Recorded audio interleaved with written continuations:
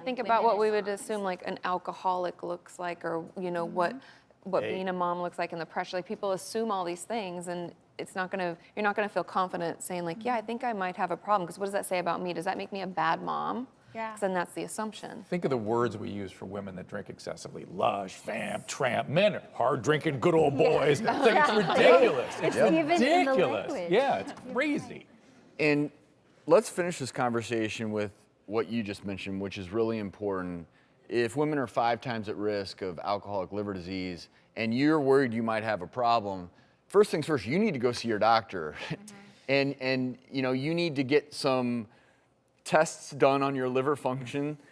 Maybe you try the Sober Curious movement and maybe it works. And it's worked for you. I see someone smiling, who's happy, no longer numbing her life. Is that fair to say? Absolutely. The results before and after are immeasurable.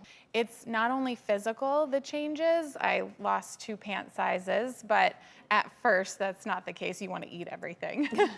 But I've just become healthier. I've found things like meditation and yoga to really replace what I was numbing out before. And I mean, I just can't say enough about how happy I am now, and I love myself for the first time in a very long time. That's a testament right there.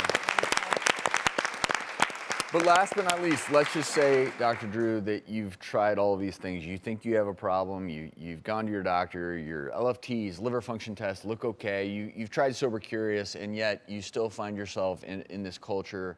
You're sitting there at home. To me, what do you do? The number one thing to examine, honestly, is family history. Okay. Because if you're wondering, do I have this proclivity or not, is what is your family history? And by the way, people hide it. They hide the family history. Grandpa had a thyroid problem. Grandpa committed suicide. We don't really know why. And then as a result of that, well, my mom never drank because she saw what happened to Grandpa. And so I don't think I have a first-degree relative with it.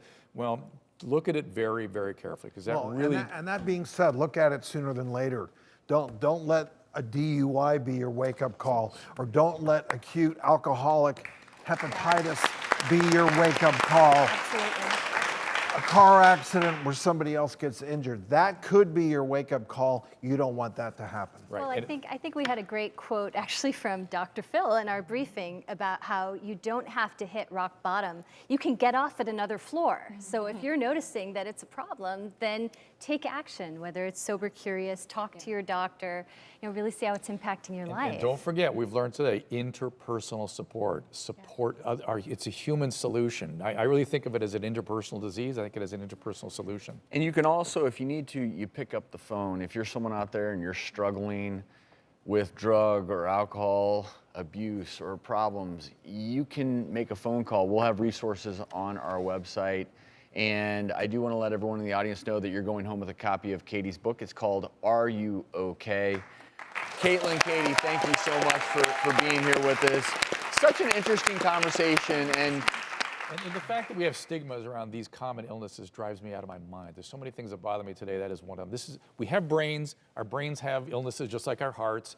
Alcoholism and addiction is one of those illnesses that can have a spectrum to it. There's nothing to be ashamed of.